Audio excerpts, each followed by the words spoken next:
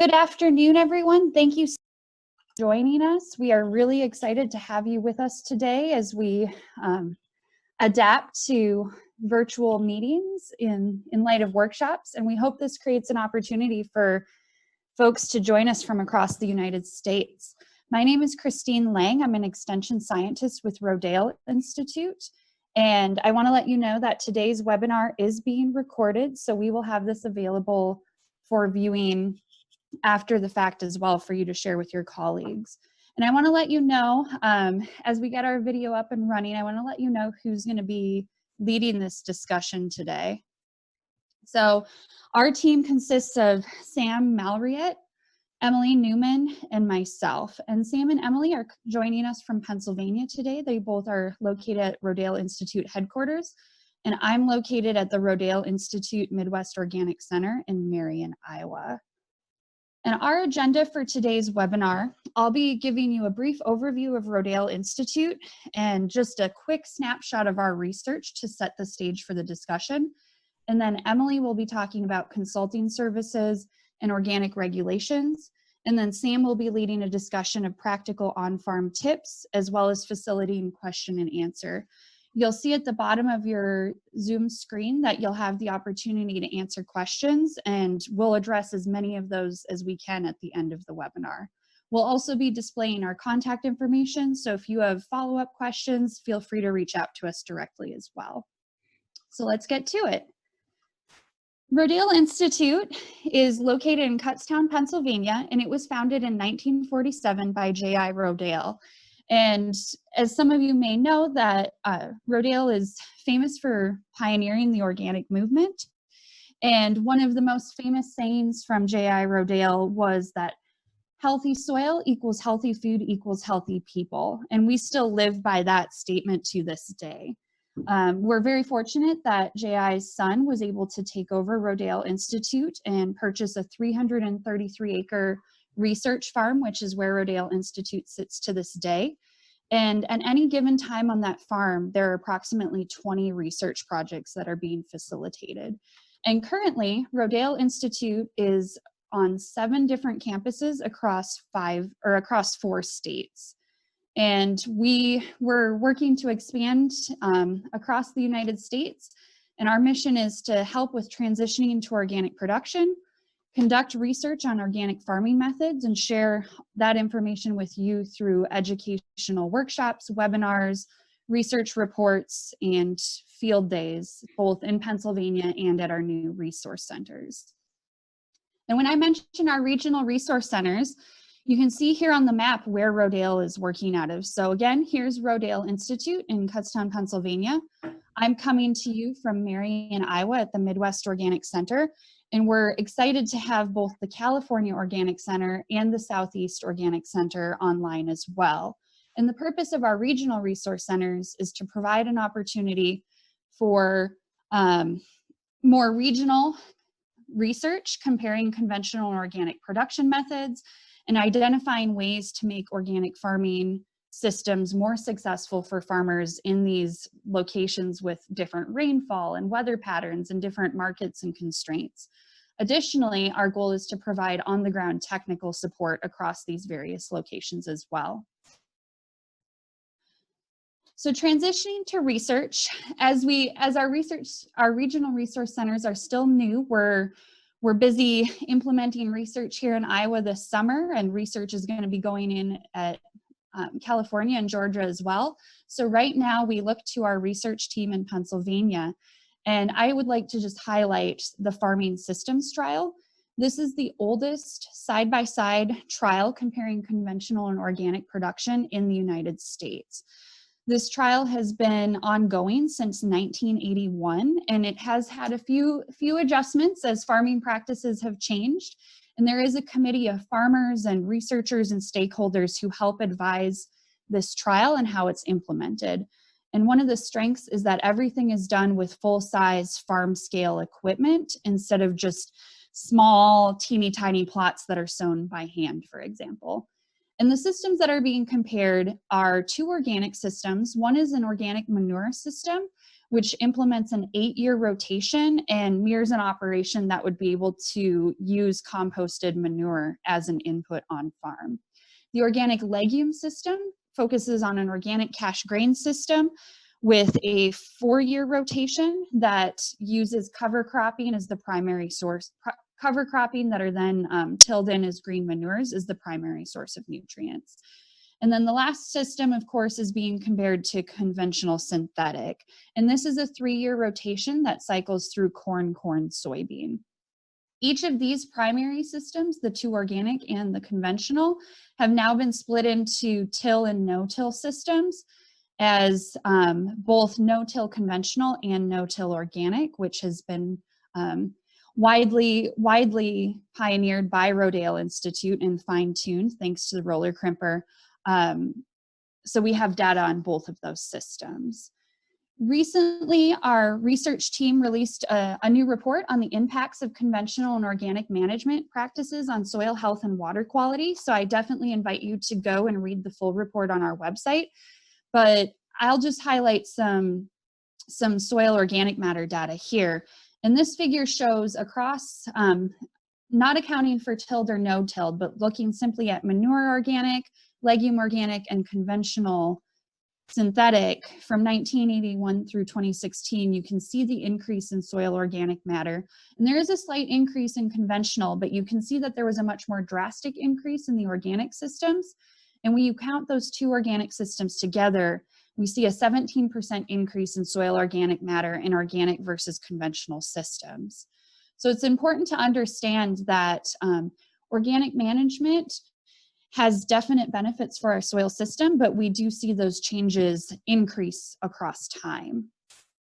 And with that improvement in soil organic matter, that correlates nicely with improved infiltration rates and reductions in soil compaction. So the graphic we have in front of us right now is measuring the amount of rainfall in inches per hour that each of these soil systems is able to absorb. And you can see that the organic manure system performed very well in both the no-till and the till system. And then you can see that the legume organic system performed really well in the tilled system. And under long-term organic versus conventional management, soil infiltration increased 3.4 times under long-term organic as compared to conventional. And while I don't have the visual up today of soil compaction, this graphic very closely mirrors that, because as we have those increases in soil organic matter and the improved infiltration of the soil, that relates very closely to reductions in compaction as well. So just a snapshot of some of the findings throughout the almost 40 years of research with the farming systems trial. All things being equal in a field system, when you consider starting from baseline and converting to organic and going through the 36-month transition period plus 2 additional years of cropping under organic as compared to conventional, that is when Rodale Institute has found that yields are competitive, organic yields are competitive with conventional yields. They've also found that in times of drought, so when there's been minimal rainfall at the farm systems trial, there's actually been yields up to 40% higher in the organic system. In one of the years of drought at FST, corn yields in the conventional system were 102 bushels per acre, while yields from the organic system were 134 bushels per acre, and the county average for that area for conventional is 130 bushels per acre. So as we think about changing weather patterns and the potential for either significant rainfall events or significant drought seasons, the resilience of organic systems becomes much more important. I'll be touching on economic data in a few more slides, but I want to highlight that cost of production models, comparing organic and conventional systems using the FST, we've found 3 to 6 times greater profits for farmers with organic management. Of course, we're not allowed to use synthetic chemicals in our organic systems, so we don't have those toxic chemicals leaching into our waterways. And our science team has also found that there is a reduction in nitrate leaching into waterways in organic systems as well. Organic systems, when you consider the entire budget of the production of synthetic fertilizers, field passes with a tractor, any operation of equipment or transport of seed, the entire energy budget for organic versus conventional systems with the FST as a model, there's a 45% less energy used for organic systems. And very important as we think about mitigating climate change and continuing to move forward in our agricultural systems, through our system, Rodale Institute has shown that there are 40% fewer carbon emissions. I alluded to profits, so let's look at the numbers that have come out of an economic analysis. This was from our 30-year report. So this is looking at the entire cost of production through 2008 to 2010. And the prices in this graphic are reflected as dollars per acre per year. So within 2008, 2009, or 2010.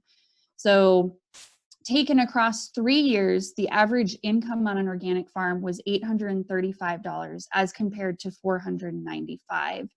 Expenses were very similar across both systems as you think about the cost of either synthetic fertilizers or potentially transporting compost or manure or purchasing cover crop inputs for your farm.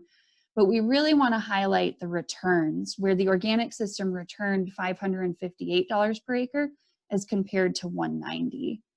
And in this system, organically grown wheat was the most profitable, whereas no-till conventional corn was the least profitable, netting just $27 per acre per year. Looking at some recent numbers on farms, Sam and I compared both a Pennsylvania and an Iowa farm. So first looking at Pennsylvania, this was the 2019 season for corn grain. And this was a farm where the conventional ground had come out of pasture and gone directly into corn. And then the organic cropland was pasture into corn, and then it was going to become a soybean wheat rotation. So the actual yields for conventional corn for this farm in Pennsylvania was 140 bushels per acre, and the market price was $365 per bushel. So this farmer grossed $511 per acre on their conventional acreage, compared to organic yield, which was 110 bushels per acre, so a yield decrease, but that was more than recouped, as you can see, under a contract price of $9.50 per bushel, grossing $1,045 per acre. Looking at some numbers from Iowa, this farmer was comparing a conventional corn-soybean rotation to an oats pasture-pasture corn-soybean rotation. As many of you likely know, our organic rotations typically are longer as we think about how to mitigate pest pressure and build soil fertility. So again, looking at corn, the conventional yield was 200 bushels per acre, sold at the average price of $3.85. There was some contracting, likely with an ethanol plant, because this was again in Iowa, plus market price for October. So this person was grossing $770 per acre. Their organic yields were 165 bushels per acre, and the market price in February of 2020 was $8 per bushel.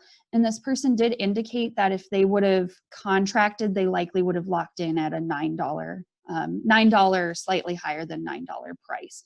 But even with the lower market price, because we've seen some volatility in corn, especially here in Iowa, they still were able to bring home $1,320 per acre.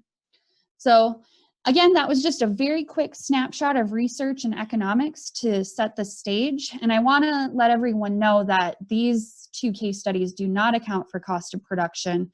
And if you're thinking about running numbers for your farm, I'd encourage you to look at the O-Grain Compass tool so that you could project out what your rotations might look like as you're farm planning.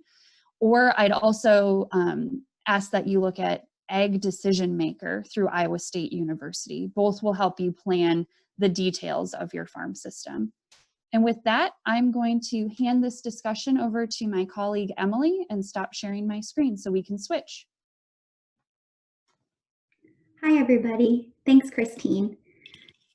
Today I'm going to talk a little bit about our consulting services, and I'm also going to talk about the organic regulations. So if you are an operation that's thinking about transitioning to organic, or even if you're just midway through the process, you're in the correct place. Rodale Institute is taking the 40 years of research and sending consultants in the fields to assist farmers with the process of transitioning to organic. So the first step would be to contact one of our organic crop consultants at Rodale, and that would be Sam, me, or Christine. And after that, we're going to talk about the other steps to transitioning to organic in a little bit more detail. The second being choosing a certifying agency, undergoing the transition period, applying for certification, and getting inspected and becoming certified. So a little bit about our consulting services. We're fulfilling Rodale Institute's mission by providing technical assistance to farmers, landowners, businesses, and service providers, as well as translating that 40 years of research into practical information to support the continuous improvement of soil health. Additionally, we're making connections to the agriculture communities to create educational resources for farmers to innovate and achieve all of their long-term goals. What this actually looks like in practice is providing unlimited remote support via phone, email, in this time, also FaceTime, Skype, Zoom, whatever resources is available for that farmer. Also, we're conducting site visits to operations, doing field trips. So we'll talk a little bit about what those services look like in depth. So in practice, this looks like regulatory and certification assistance through helping you complete your organic system plan certification paperwork, conducting mock inspections at your operation, providing record keeping guidances, and also access to online educational modules. We also provide technical assistance for your farm, such as weed management guidance and crop rotation planning that's specific to your unique operation. And also, if you're looking for expanding your market or looking for a new market, we're open to helping you discover some new markets for your recently certified crops. So with the regulations, there's lots of different people involved. The most important being you, the farmer, the producer of the organic crop, who can then use that coveted USDA seal that's reserved for only farmers who are certified. Once you're able to use that USDA seal, you can then sell that product to the consumer who's going to recognize it in the marketplace. Before you can use that USDA seal, there's two different key players that are involved. One being the accredited certifying agency, who is going to review your organic system plan and approve you for certification. There's also the inspector, who's often contracted by the accredited certifying agency to provide the inspection services. What you'll notice is the accredited certifying agency is actually the agency that's certifying your operation, not the USDA. The USDA accredits the accredited certifying agencies to conduct this service. So the second step that we talked about was choosing a certification agency, and I'll point out that this is fairly early on in the process. Choosing your certification agency is important right off the bat to start building rapport with whoever you're going to conduct this service with. So there's lots of considerations to take in place, such as the fee structure, the area of expertise, how responsive they are, and maybe they offer some other services such as they do policy advocacy work at the state level or at the federal level. Some offer educational webinars and other opportunities like that. And there's also different structures of certification agencies. For example, PCO is a nonprofit, while Maryland Department of Agriculture is actually a state agency. All right, so we're going to dig into the regulations a little bit. The first regulation we're going to talk about is the land requirements, which are covered under 205-202. These read that you must not have, your land must have no prohibited substances applied for a period of 36 months immediately preceding harvest of the crop. So what this looks like in practice is if that the last prohibited substance was applied to your land on September 1st of 2017, that means that the crop is eligible for a certified organic harvest on September 2nd of 2020. So 36 months immediately preceding harvest of the crop. The second part of the land requirements is having a distinct buffer zone to prevent unintended application of prohibited substances to the crop. So there's a picture here included on this slide that gives a couple different options of what could be surrounding your organic farm. So one might be a road, another might be a conventional farm. You may have a waterway that has a natural resource buffer, such as a riparian zone. So let's take a look at an actual example. So this is a farm that I had previously inspected. This is a conventional crop of corn with a hay field off to the left. And what we see in between is actually a buffer zone. This is approximately 20 feet wide. And in this scenario, this is a fairly good buffer zone at preventing the risk of contamination from the corn crop. So let's dig into that a little bit more. With this particular operation, the prevailing wind directions were running from the hay field to the corn, which means that if there was spraying that was occurring, it's likely that the drift would not be within the wind direction of the hay. So this serves as an additional safeguard against contamination, as well as this 20-foot buffer away. So let's talk about some misconceptions about buffer zones. One of them is that buffer zones are required to be 50 feet. Another myth is that all farms are required to undergo a transition period of 36 months prior to applying to certification. So let's talk about those. The first is that buffer zones just must be sufficient at preventing contamination. In some scenarios, the neighboring land may not cause any risk of contamination, and therefore no buffer zone is needed.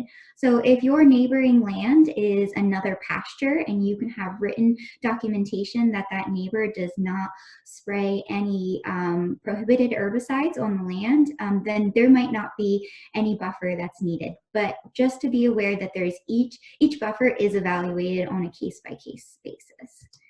Also, if your operation has records indicating that there has not been prohibited substances applied, you may apply for certification at any time. So if your operation that you're farming has been fallow for several years, or you had previously been practicing organic ways, then you may be eligible to apply for certification this year. The next regulation we're going to talk about is seeds and planting stock. So the regulations read that operations must use organically grown seeds, annual planting seedlings, and planting stock, except for they may use conventionally produced seed and planting stock when an equivalent organically produced variety is not commercially available. So one of the myths is that seeds are required to be organic, and if they are not, you can't sell that crop as organic. Additionally, there is a myth that non-organic transplants and seedlings can be used as organic if you cannot find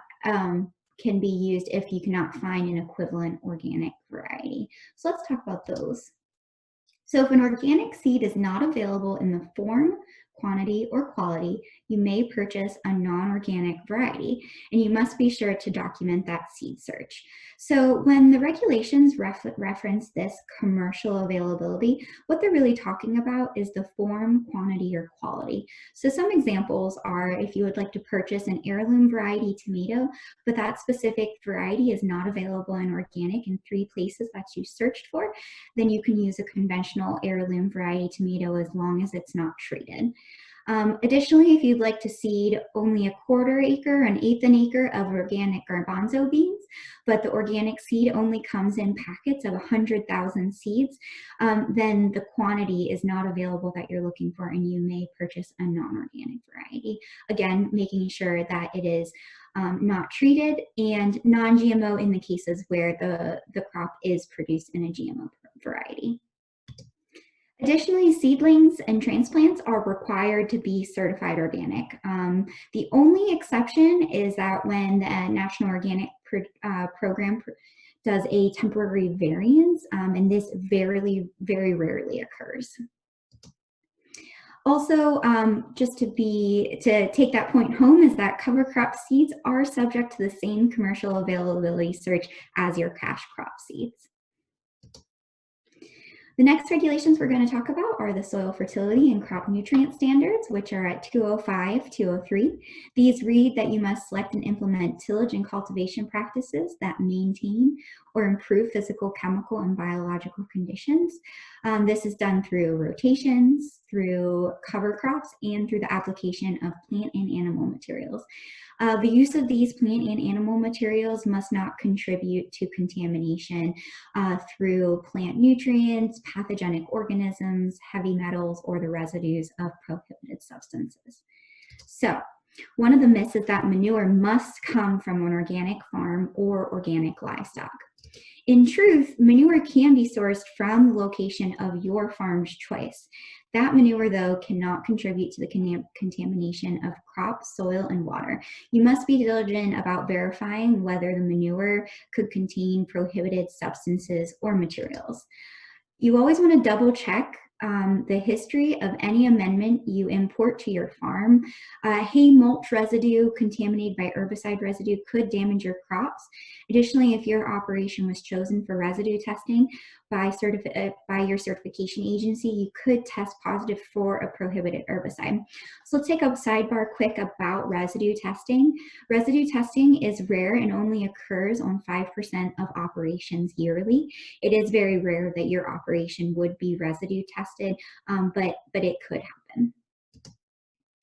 The next regulation we're going to talk about is the crop rotation standard, and it reads that a crop rotation must be implemented to provide the following functions. So it's not just saying for one reason, it actually provides 4 different reasons for why crop rotation has to be implemented, and that's to maintain and improve soil organic matter content, to provide pest management in annual and perennial crops, to manage deficient or excess plant nutrients, and to provide erosion control.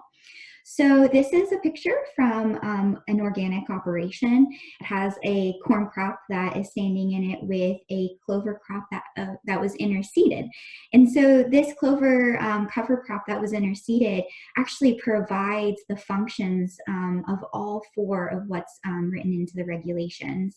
So it's going to eventually be probably tilled in and provide additional organic matter with the residue.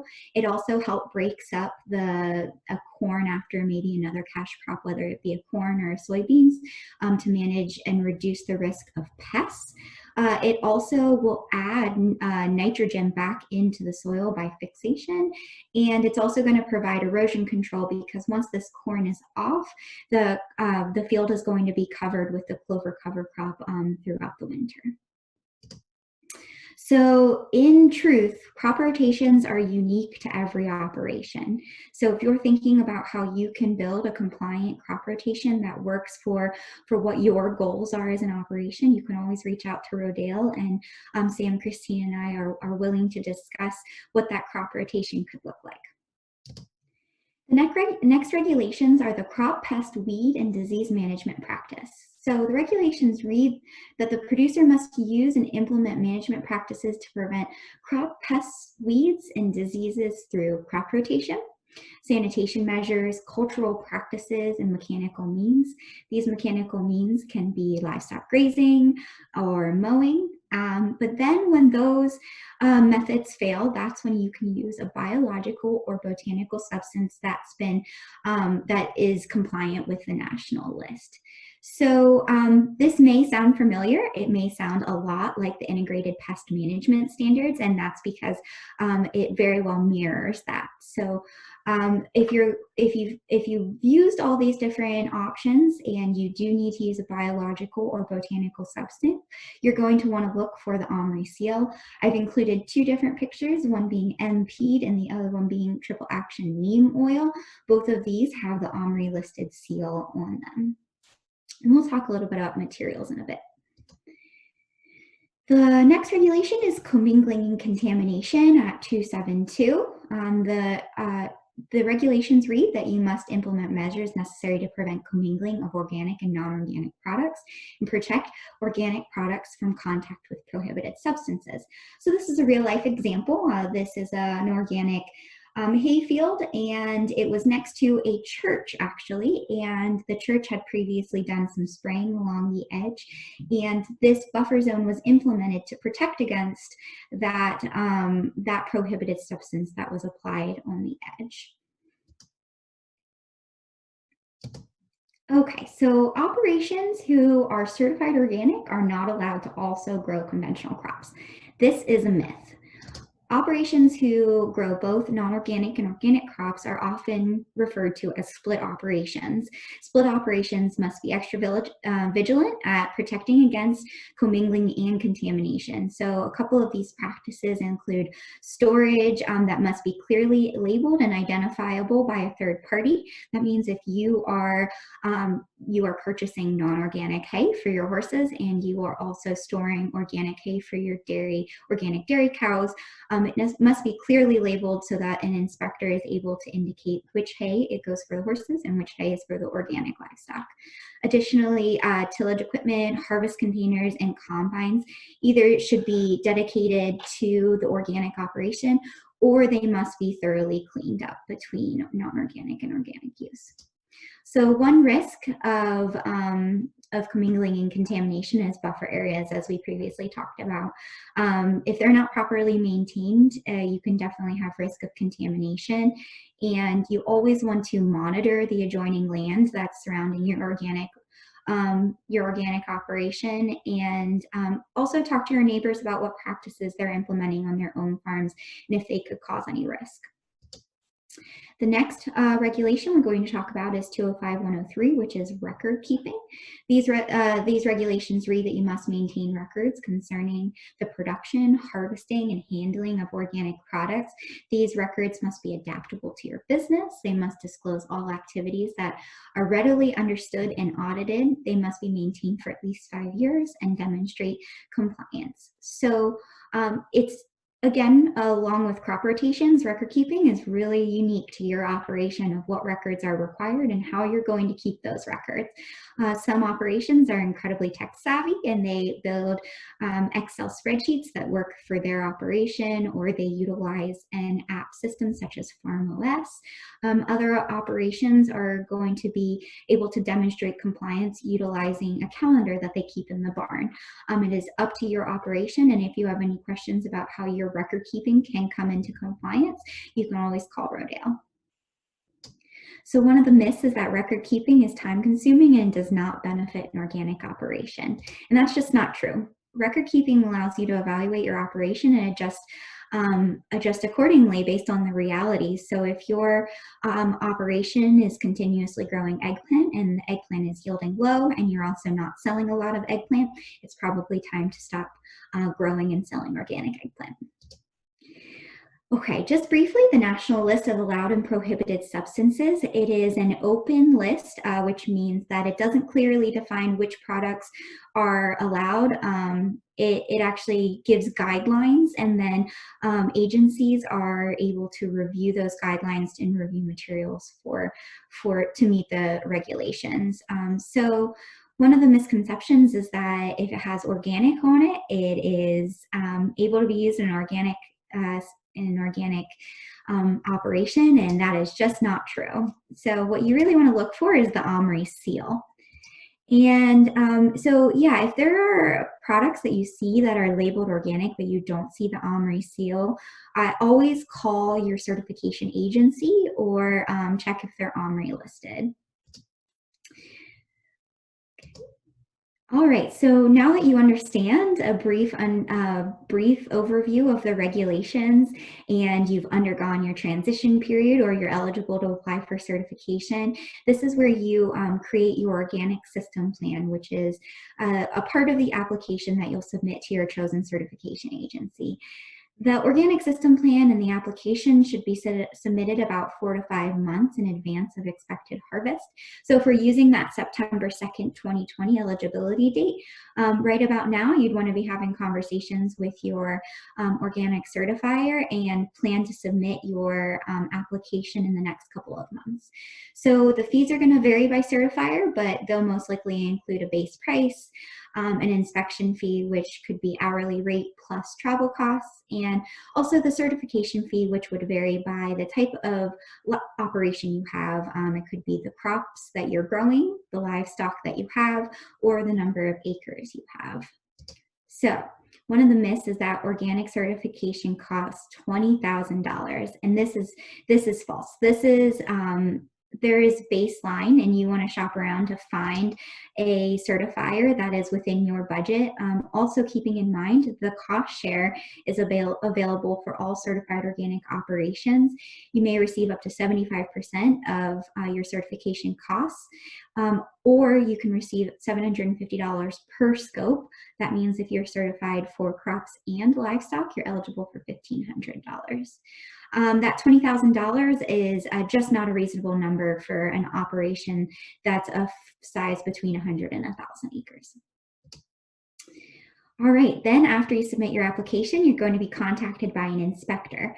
Your inspector is probably going to take about 3 to 5 hours for the inspection, so don't be in a rush and always allow for more time during the first inspection. If you're doing multiple scopes, add some time for that as well. Always have your records organized and ready, and verify when any last of the materials were used.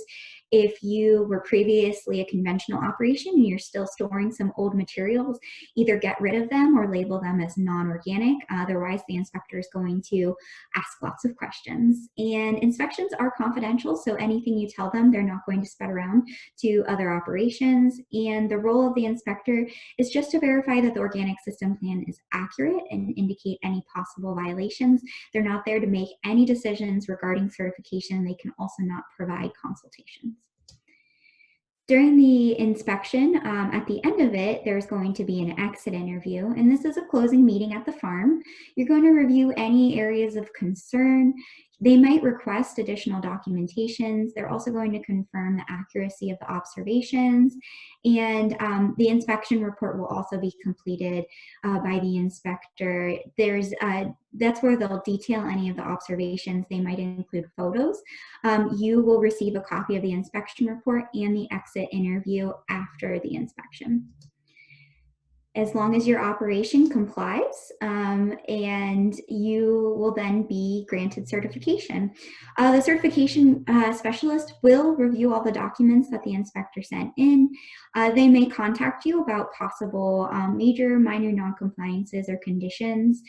And there also will potentially be resolution that may be needed prior to receiving that certification. But once that decision is made, you'll receive a certification letter, an organic certificate, and this is a process that will be done annually. Your inspection will be done yearly, but you will not be required to fill out an OSP every year. You'll just be required to indicate if any changes have been made to maintain compliance. Thank you, and I'm going to allow Sam to take over practical tips from here. Okay, my name is Sam Mallory, and I'm the lead consultant here at the Rodale Institute. And now that we've had some good background on the research that backs up, transitioning to organic production, and got a little bit on the regulation side from Emily, I just wanted to cover some of the practical tips, some of the things that are going to change on your farm that you can kind of put your hands on, and and rely on tangible changes that are going to happen for you. So if you're kind of still on the fence about transitioning to organic, I have a couple things here just to talk about. It really is a great way to add value to your operation, not only for the price premiums, especially for organic commodities. Here in Pennsylvania, we're seeing sometimes 2 to 3 times the price for organic products as compared to conventional ones. But if you think about it, you'll also have, especially the vegetable production, increased access to your wholesale markets. Some grocery stores are really looking for organic produce, and getting that USDA organic seal is a great way to sort of break into that market. We also see, as Dr. Lang talked about, improved soil health over the long term, especially people that have been doing no-till organic for a long time. They're seeing, huge increases in their soil health factors, like soil organic matter, over the long term, and that is tangible value if you think about it, and that's really important, especially while we're trying to be good stewards of the land here. There's also reduced costs of chemical inputs. That may be minor depending on how much you use as a conventional farmer, but it is worth mentioning, especially in field passes. You'll have to pass over the field less times with the tractor, applying those chemicals.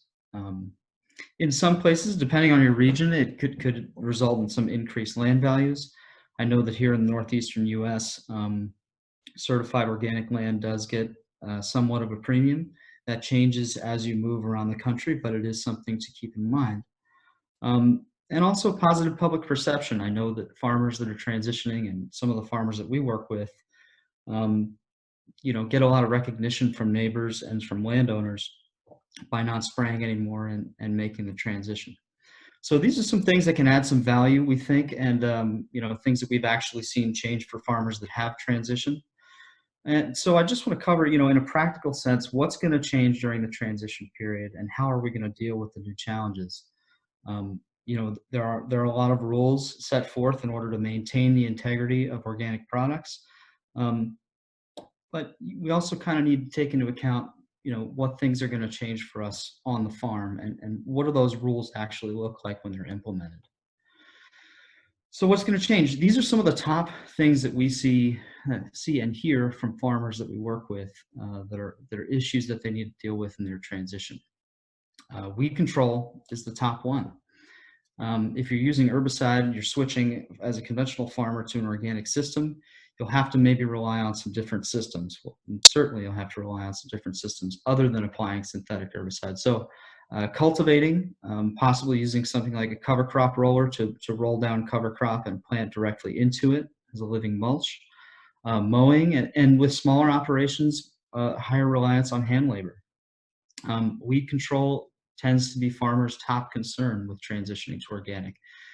At the Rodale Institute, especially with the organic crop consultants, we love to talk about this. So any opportunity you can get to give us a call to bounce around ideas, please do so, because this is how we innovate, is by hearing from farmers and by learning. Next is fertility inputs and soil amendments. Transitioning away from synthetic fertilizer inputs, we'll rely a little more on animal manure and mineral inputs, as well as compost and legume cover crops. When we're eliminating a fertility source, we'll tend to see a little bit of a yield drop at first, but that will start to climb back up as the soil adjusts to these new inputs and soil amendments. As Emily covered a little bit, inputs for pest and disease control, you're going to have to switch to OMRI listed products or ones that are approved by your certifier. And vegetable production, utilizing row cover, and especially getting creative with spacing when you're talking about disease control and fungal pathogens. Record keeping, you should be keeping records on your farm as is, but I think some new records will start to show up with your organic certification, including equipment cleaning and maintaining the integrity over the entire life of the product. So everything from seeding all the way to transport, you're going to want to make sure you have records on all those things. Certifying agencies are fairly understanding when it comes to what constitutes a record. So even something like snapping a picture can help. Equipment, new equipment is a big concern. That you can see the picture of the roller crimper I included there to the right, used to roll down standing cover crop. Something like a flame weeder, no-till planter. These are all things that may change for you. And cleaning and storage. Cleaning, if you have a split operation, cleaning equipment between conventional and organic. Also where you store your grain is an example, and hay barns. Those are all things that you're going to have to keep in mind during your transition period. We work a lot with commodity grain farmers, but I tend to leave out things about livestock and vegetable systems. Different things are going to change depending on what the scope of your operation is. So if you have livestock, you'll have to keep in mind that you'll be transitioning to all organic feed. You'll have to keep good identification records. It's if you don't have physical identification, even just naming them, as long as you're keeping good records on tracing each animal through its treatment is really important. Parasite treatments cannot be routine in livestock operations that are organic. You'll have to be sourcing some sources of organic vet care. Another thing that'll change is bedding.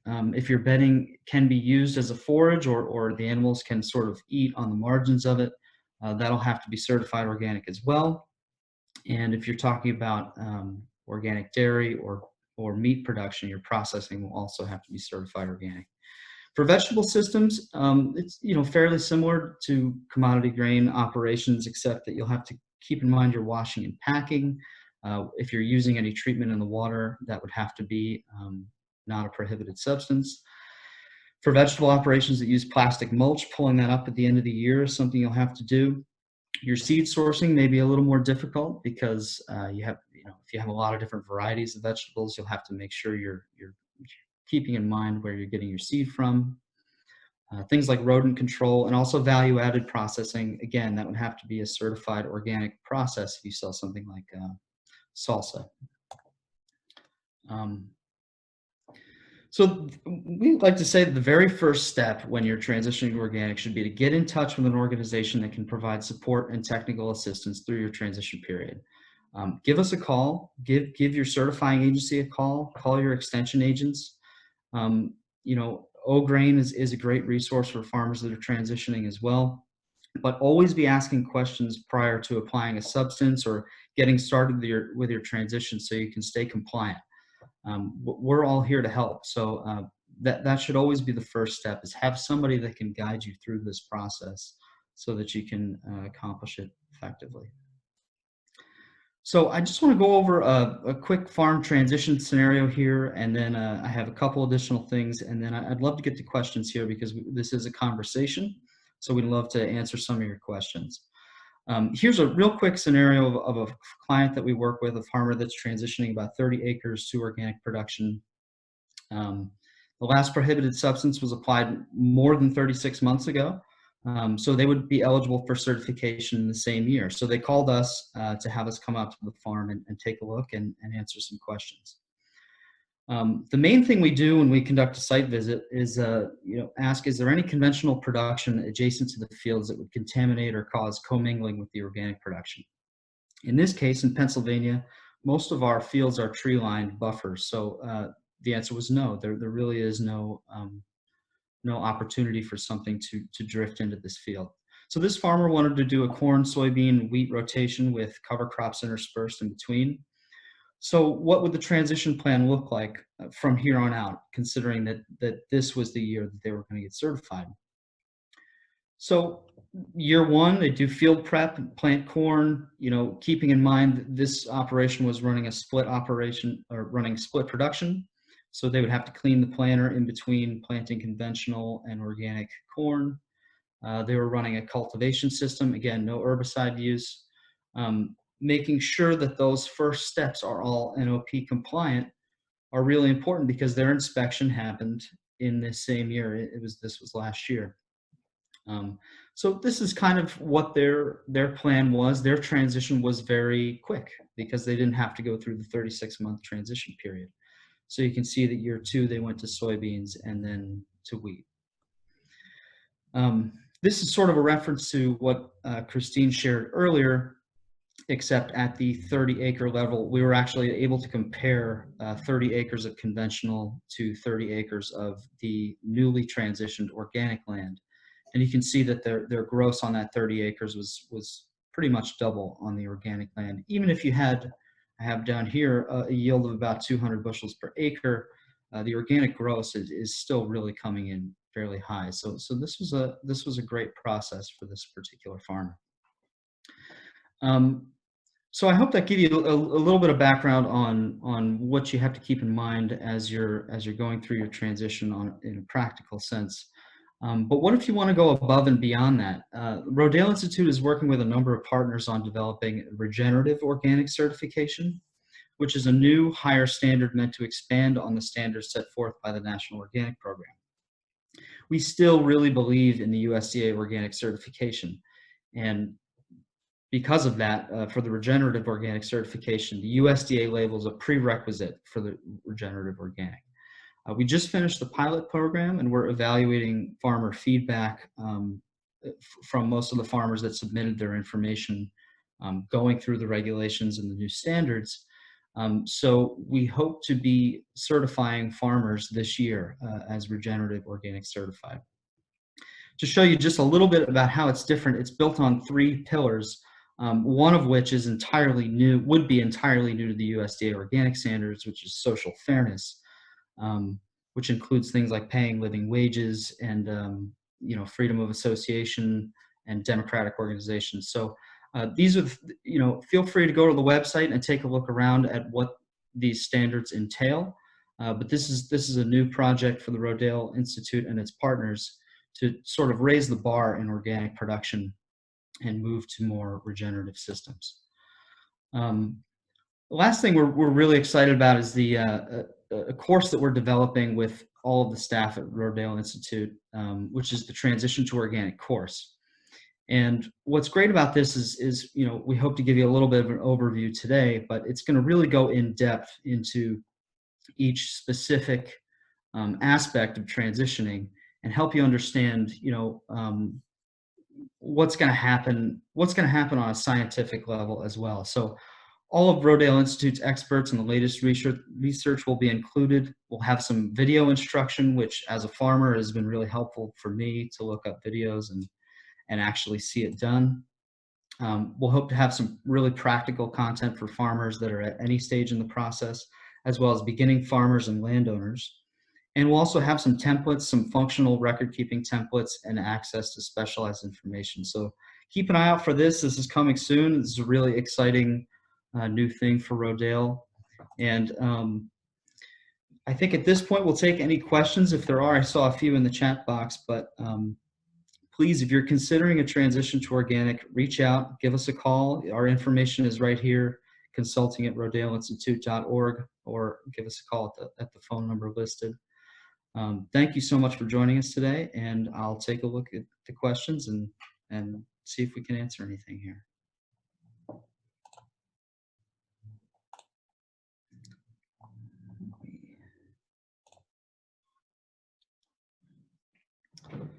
The first one we have, I'll pull up this final slide here in case anyone wants to take a look. First question we have is for Christine. Could you share any links to the cost analysis tools? Yeah, Sam, can you try clicking forward one more time on that slide? I want to see if my box showed up. Are you in the live feed by chance? Okay. No. So you've already shared them? I was hoping it would populate in the PowerPoint presentation, but it didn't work. So to let everyone send them out. Yeah, we can send them out. And to let everyone know again, the 2 financial tools are the O-Grain Compass and the Iowa State University Ag Decision Maker. So those are links that we can send out following the presentation. We have one here. What does the path to becoming a crop consultant look like? That's a good question. For certified, there's actually a certification body for crop consultants. You would apply to become a CCA, or a certified crop advisor. They hold exams, I think it's twice a year, and you could apply to become a CCA. You would take about 150 question international exam, and thereabouts the same for a state exam. And once you pass those, you would be a certified crop advisor. Now, on those certified crop advisor exams, there are very few, if any, questions at all about organic production. So becoming an organic crop consultant is a little different. And, this is a system that relies very heavily on specialization, on regionality, on available equipment. So it's a very holistic system that takes a little bit of a different skill set, but anybody can learn to become an organic farmer. And becoming a crop consultant, I think, involves just gaining some experience on managing a whole system and trying to work out problems rather than from a prescriptive standpoint, where certified crop advisors that work with conventional farmers usually rely on trying to make chemical recommendations to solve problems, which we do as well, but it's just not the same when you're using non-synthetic ingredients. Next question I have here is can you explain again how we get the organic certification under the 3-year period? Emily, would you like to take that one? What are some scenarios where we would be able to get an organic certification in less than 3 years? Scenarios where you would be able to get organic certification in less than 3 years is when your operation has not applied any prohibited substances for a period of 3 years. So if your land has just been fallow, or you've been following organic practices for 3 years, then you're eligible to apply for organic certification at any time, assuming that you have some sort of documentation that verifies this.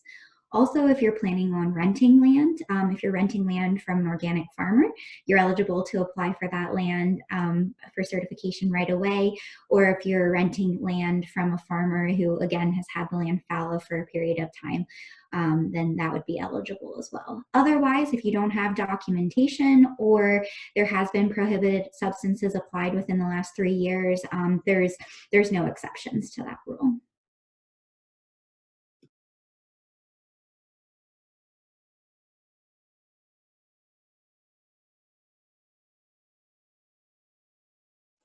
Okay, thanks, Emily. The last question we have here mentioned yields. Can we go back to the slide about yields? And I think probably this would be the most helpful. I think the question was, could you just elaborate a little bit on these slides about yields? I will say that you may have noticed that the actual yield in the organic systems is lower in all of the scenarios that we presented, and that's typically because we do tend to see a yield drop in newly transitioned farms or newly certified farms even in that 3-year to 4-year period. But we do actually, after that, see yields start to climb and become competitive after 5 years. So while you may see that these yields are lower, we're relying here on the price premium to help us sort of make up that lost ground. But it is something that we do see with transitioning farms, and it's something that you have to take into consideration while your soil is adjusting to new fertility inputs. Christine, do you have any additional information on yield?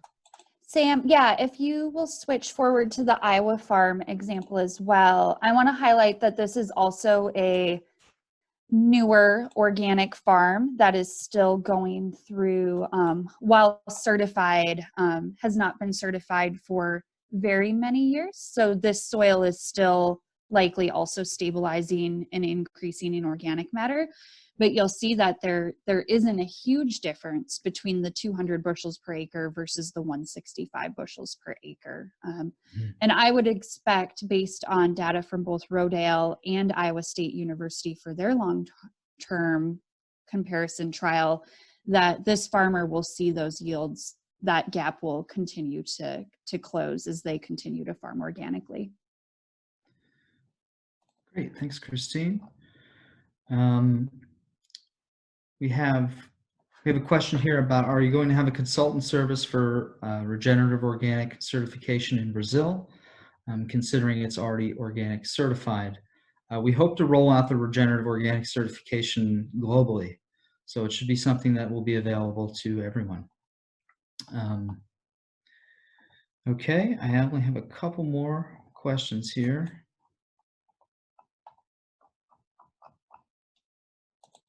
It actually looks like That last one may have disappeared. Is the roller crimper method totally dialed in with success? If not, what are the main challenges and what should be improved in future testing? Any good alternatives for no tillage, cover cropping, cash crop? Yeah, that's a great question. We are always trying to develop this no-till organic system using the roller crimper, and it's something we're really excited about, and it's something that is going to take a lot of different farmers all across the country trying a lot of different things to sort of crack the code on what works. So this is something we're really concerned about, and a lot of our research is focused on, because at least in Pennsylvania, a lot of farmers are switching to entirely no-till, no-till conventional. So is it totally dialed in with success? Yes, there are people that are doing this successfully in the Midwest and in Pennsylvania for sure. But it is something that still needs work, and a lot of that is regarding building heavy biomass so that it can keep weeds down consistently, season after season, and throughout the year, especially with different weather patterns. So it's a very difficult system, but the farmers that have figured it out have really figured it out. So we are incredibly excited about this. And I'll just let you know, we love to talk about this kind of thing. So give us a call to talk about what you're doing if it works for you. I should also mention that our consulting service is free to farmers in Pennsylvania and to certain portions of the Midwest. So please take advantage of that now. That's because of our support from the Pennsylvania Department of Agriculture. So please give us a call, take advantage of that. The roller crimper is one of those things we're really excited about exploring further. Okay, let's see here. Next question I have, is there any supporting system for in-transition farmers while they produce that has to be sold with conventional prices? Emily, would you like to take that? That's something that I think we're really trying to build on. Yeah, it definitely depends on what sort of product you're producing. For grain farmers, we're looking at ways for transitioning farmers to continue to get an increased revenue while their yield might be a little bit lower. Also, while they're implementing the good organic practices but not yet certified organic. One of those methods is selling your product as non-GMO for a little bit of a higher premium. We have identified some farmers in Pennsylvania, or some grain buyers in Pennsylvania, who are willing to buy at a bit of a premium, so that can help cushion the transition period a little bit.